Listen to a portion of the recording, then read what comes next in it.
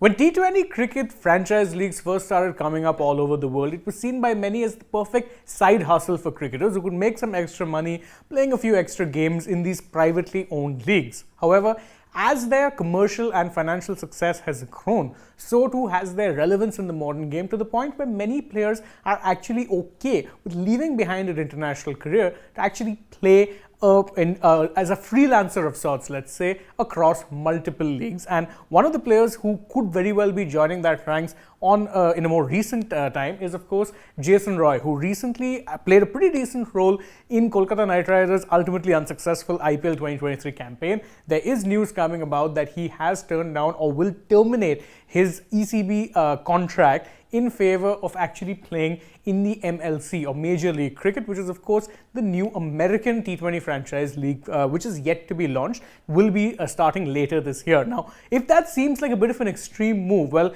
in this video we'll explain why exactly it is he's okay, let's say, breaking his central contract, and why it is that it is a path you could see quite a few others, including one of his England and county teammates, actually take in the not so distant future. First off, when these reports came about, the ECB, rather than wait for, let's say, reporters to break the story, actually got ahead and put out a statement where they addressed very clearly that they had this conversation with Jason Roy and that they were okay actually letting him out of his contract.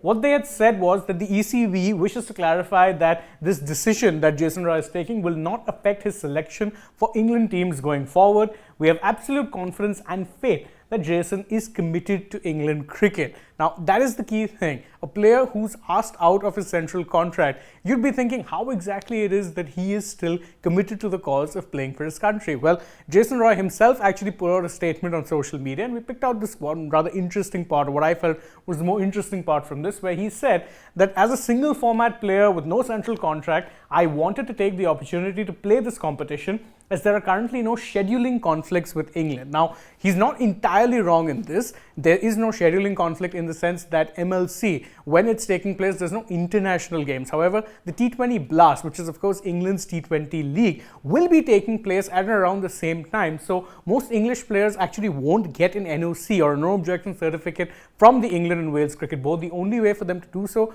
would be, like as Jason Roy has done, opting out of his contract. But why exactly would someone want to do that for just one competition? Well, the answer may actually surprise you just a little bit. And believe you me when I say he's not the only one who's thinking like this. Reece Topley, who was recently playing for the Royal Challengers Bangalore in the IPL before he unfortunately picked up a shoulder injury, is reportedly thinking about doing the same thing and has spoken about it, or let's say his priorities changing in recent times. During a recent live stream, he said that if you'd asked me when I was young, I'd have said I'd love to play 100 tests for England.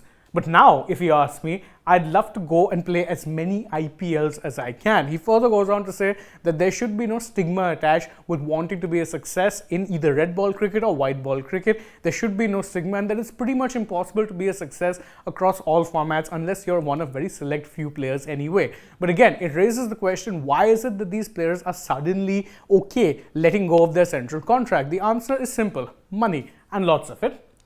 The reason why this is the case is because both Roy and Topley are on what are referred to as incremental contracts. Now, incremental contracts are not exactly as lucrative as the annual central contracts that the ECB hands out, because they're worth only about £66,000 per annum. But not just that, these are not actually full contracts. They are just top-ups of sorts to the kind of county deals that these guys get. So at most, let's say a player like Jason Roy would make about 44k pounds from his county deal. So in essence, the only money he's losing out on is £20,000, money that can more than easily be doubled or tripled if he agrees to in fact play for any of the MLC teams. The rumor is that he's got an informal agreement with the LA Knight Riders, but again, if he goes into the auction pool, there'd be a lot of teams who'd be interested in his services, and this money will actually seem like pocket change. That's the thing. The amount of money he has on this contract is absolutely dwarfed by the kind of money he can make playing as a freelance cricketer, and that is not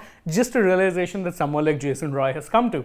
many others have in fact come to this realization. In fact, it's a growing list of players really who have in fact taken this route. Just this year, we saw the likes of Trent Bolt, choose to not take a central contract. Jimmy Neesham, he himself chose not to take a central contract from New Zealand. Colin de Grandhomme retired from international cricket so that he could be available to play franchise leagues. And again, these guys are just the latest in a long line. You've had the likes of an Andre Russell, a Sunil Narine, many West Indian players who don't take central contracts from the West Indies cricket board. They'd rather actually just be cricketing freelancers of sorts and choose to play wherever it is that they get the most money. And the thing is that many more may follow suit, because again, the ECB is one of those cricket boards that are pretty rich. They can afford to pay their players a lot more, but certain players just don't get that kind of money. The incremental deals or the fast bowlers deals just aren't worth as much as a centrally contracted players is.